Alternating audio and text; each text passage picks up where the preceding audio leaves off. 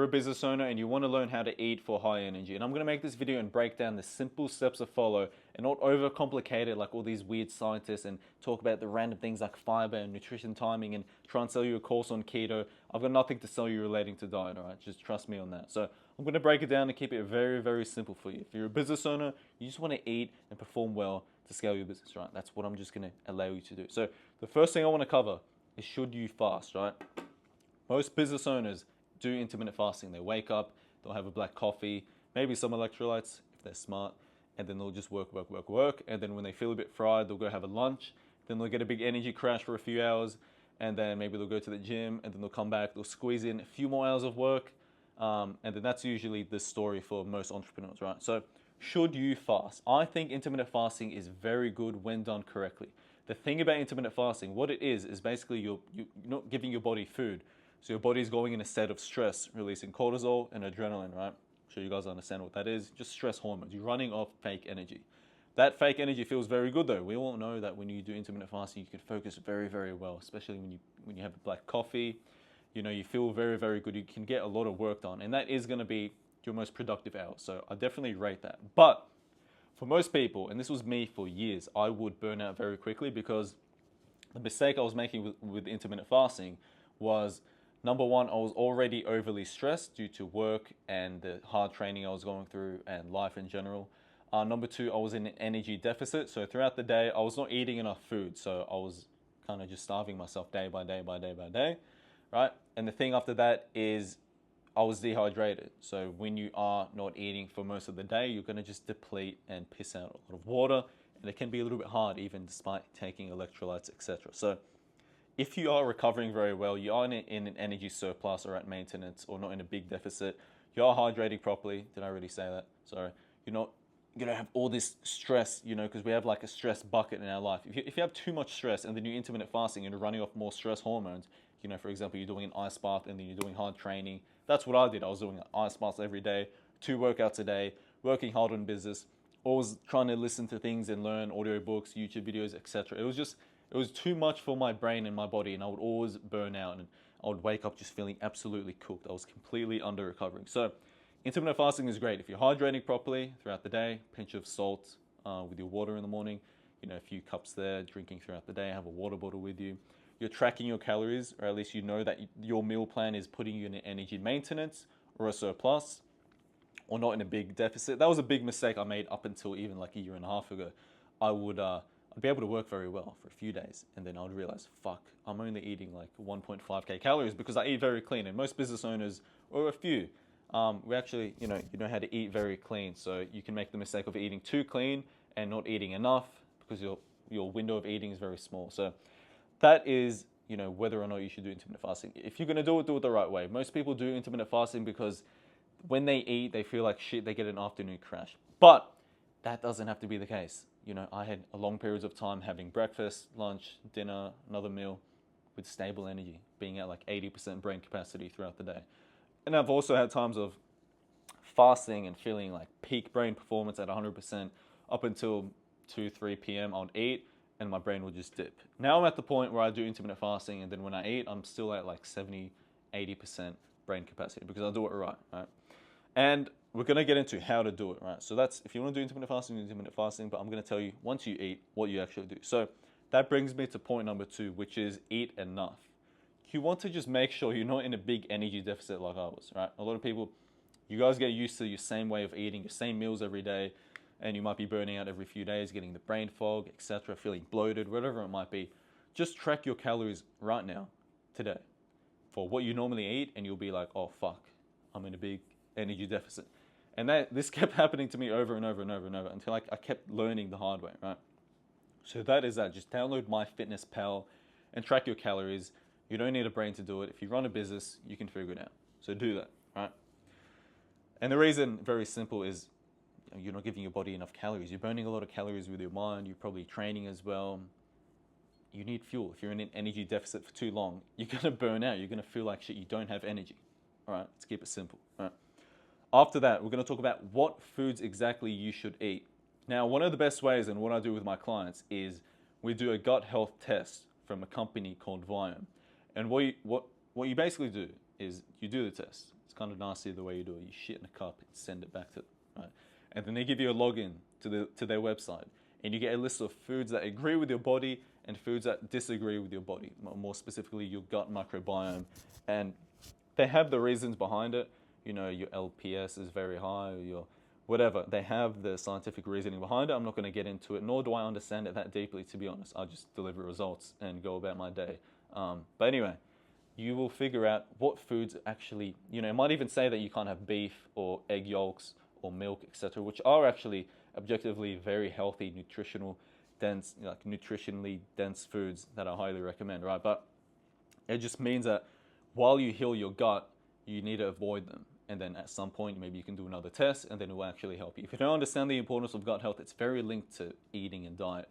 If your gut health isn't in order, if it's inflamed, you're not going to be absorbing nutrients properly, you're going to have inflammation, you're not going to be feeling good mentally because your serotonin, which is a chemical that is involved in mood and happiness and hunger, etc., is going to be completely off. You're going to pretty much feel depressed. If you have poor gut health, you're unhealthy. So if your gut health is bad, you need to fix that. Like, seriously, look into that in a video after this. If you get a lot of bloating, if what you do in the toilet doesn't look normal, even if you have depression, anxiety, a lot of that is what happens here. Like, you'd be surprised. Gut health is super, super important. It is your second brain. There's a very big connection between the brain and your gut. So I'm not going to go too deep into that, but make sure that's something you look into, right? But anyway, that's how you test the foods you should have, foods you shouldn't have. If you don't want to do that, it's a few hundred USD. What you want to do is just start with an elimination diet. So just eat a few foods every day. Stick to that. And then the only way of knowing if a food is affecting you positively or negatively is if you can isolate it. So you want to just start off eating for one day, like 2 ingredients that you know definitely help, right? That they're fine with your body. This might take a week, but just don't be impatient. So for example, it's just like beef and rice, right? Let's just say, okay, they work with you. So you eat beef and rice one day, the second day you have beef and rice, and then you add an apple, or you add something, or you add eggs. And then you want to note down and write down how you feel, right after eating it, maybe an hour after eating it, and just throughout the day, anything you notice, just write it in a diary. That is a simple way of doing it. You're going to figure out what foods work with you. Now, this doesn't mean that you have to avoid these foods forever. It just means maybe while you heal your gut, you need to avoid them. And then once your gut is stronger, your microbiome is more diverse or whatever, then you're going to be able to have these foods, enjoy them, feel good. It's not going to affect your gut health. You're going to have a more balanced microbiome, and it's going to work out, and you're not going to have brain fog, etc., etc. So that's how you figure out what foods. Outside of that, actually, I would say, like, in general, I'm not about a vegan diet. I'm not about a vegetarian diet. I think we as human beings are put on this planet to eat meat and drink milk and have eggs. You feel good, you feel strong, you feel powerful, you focus better. I had a period of time where I was just eating mostly chicken because I was trying to get leaner, right? And I just felt a little bit weak. I started eating beef more, and I don't know if it was the hit of B vitamins because it can give you energy, or what. It's the cholesterol as well, helping with my hormones. But I just felt strong. I just felt fucking powerful the days after, right? So, anyways, yeah.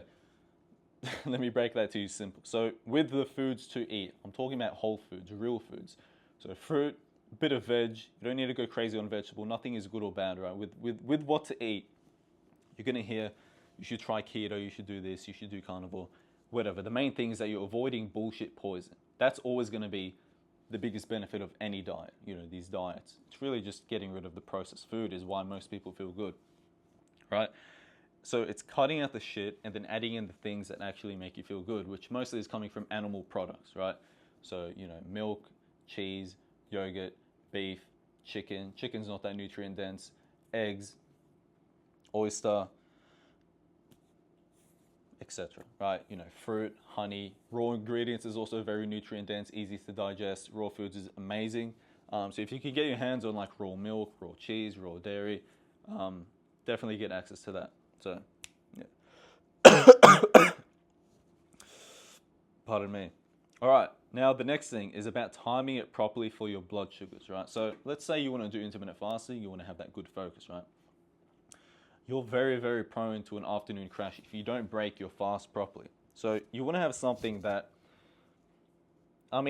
let's say you don't intermittent fast. The way you would keep, your energy nice and stable, like the reason you get a crash is because your blood sugars are spiking very high from, an unbalanced meal, very high carbohydrates or very high protein with not enough carbs.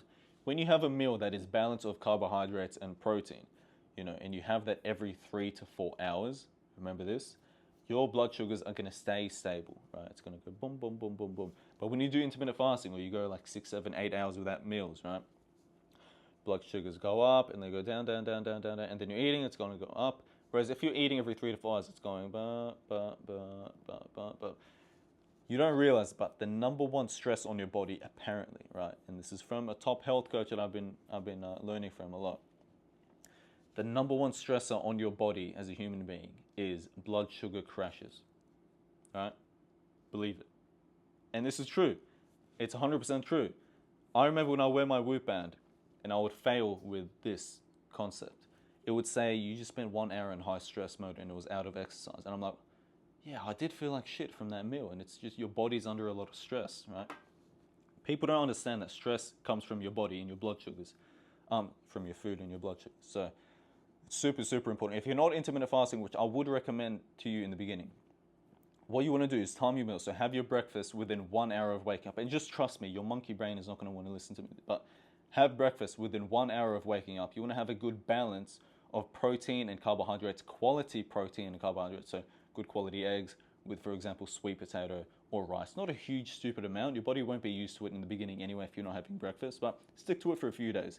And then every 3 to 4 hours maximum, you want to, so 4 hours maximum, you want to have another meal. So for example, it's maybe chicken, sweet potato, and then after that, the meal after that is like beef with rice. Maybe the first meal is like eggs with sourdough, and then it's like, chicken, sweet potato, and then like beef with rice. You're going to be at like 80% brain capacity throughout the day in terms of just diet, rather than, being at 100% with intermittent fasting and then crashing to like 30% like most people do, right? So you're not going to be the sharpest, but you're going to be way more stable when you time your meals properly. So every 3 to 4 hours, good balance of carbs and protein, your fat and the fiber, from the vegetables and, the eggs, yogurt, etc. That's going to come by accident. You're going to get enough fats in usually just by accident if you pick the right food. So you don't need to worry too much about being super high fat, super high protein, just super high fat and fiber, whatever. That will usually come, with your meals. It's natural to have a bit, good portion of vegetables with your meals. Just eat normal meals. Don't overcomplicate it. Please don't. I know you've probably learned so much shit about diet. You're very confused, but just take what you get from this video and just apply it, and you will get the result. So, yeah. And by the way, I do work with high-level entrepreneurs that implement this and get amazing results. Guys making 30 to 50K plus per month, and they thank me for fixing their energy levels and making their meal plans super simple and easy that they can just follow it and not need to know the science and shit behind it. They can just focus on building their business. So if that's you, by the way, check the link in the description. You can see if we're a good fit, and I can help you scale faster without burning out, right? Quick plug. Anyway, the thing I want to talk about after that is, as a business owner, you don't want to take all this time to go prepare groceries and get food and take time off to go eat. You probably just want to, work and then eat, which I totally get. So the thing I would say, depending on your budget, you can get a private chef. You can get a meal prep company that's clean and organic and they deliver to you. You can order food, but usually that's coming from restaurants. You've got seed oils, it's processed, it's not as healthy, right? So you want to go from like a healthy meal prep company online, or you can get your groceries delivered to your door and prepare simple and easy to cook ingredients. Just be smart about it. You've got air fryers, you've got pan, just use the tools. You don't need to pull out cutting boards and all this shit. You can buy chicken breast that's already cut out. You can buy beef that's, beef mince. It's very easy. It's really not that hard. And the tip I'm tying with this is eat during your work break. So you finish your flow state, right? You're tired, you get up, right? And then during your break, you can do whatever you want. Just let your brain breathe and just prepare your food and eat. I enjoy making my food, knowing especially that it's clean and healthy, and I know what I'm getting, I know what I'm making, I know how much I'm putting in, etc. I don't mind it at all. Maybe that will change in the future, but it doesn't take me too long. It takes me 5 to 10 minutes to prepare every meal. It's part of my break as well. I kind of enjoy it. So if that's not you, get it delivered, make someone make it for you, whatever. The point is you need to get the foods in at the right time. So that's just a tip right there. After that, so generally, after you do your work block and then you prepare food, you eat your food, you're generally going to have a dip of energy. You're not going to be superhuman high energy all day. It's impossible. If people are selling you a dream if they say that, right? Walking after your meals is going to improve and help with digestion a lot, which is going to keep your blood sugar stable and you're just going to be able to recover from that meal, like that dip in energy, a lot faster, and digest your food quicker as well. So go for a walk after your meal. It's part of your break as well. I highly recommend, finish your work, prepare your meal, eat it, go for a little walk outside. It's good to get the sun outside, get your circadian rhythm, go for a breathe. You've done your hunt. Now this is the time to rest and recover and go back into your flow state after. Right? So super, super important. By the way, yeah, most people just try and push through. They're on like 30%, 30%. It's just useless. Just have a proper break and come back again stronger, right? Next one, eat in a relaxed state. No more taking business calls or watching YouTube, like stuffing food in your face when your heart rate is going and you're stressing the fuck out.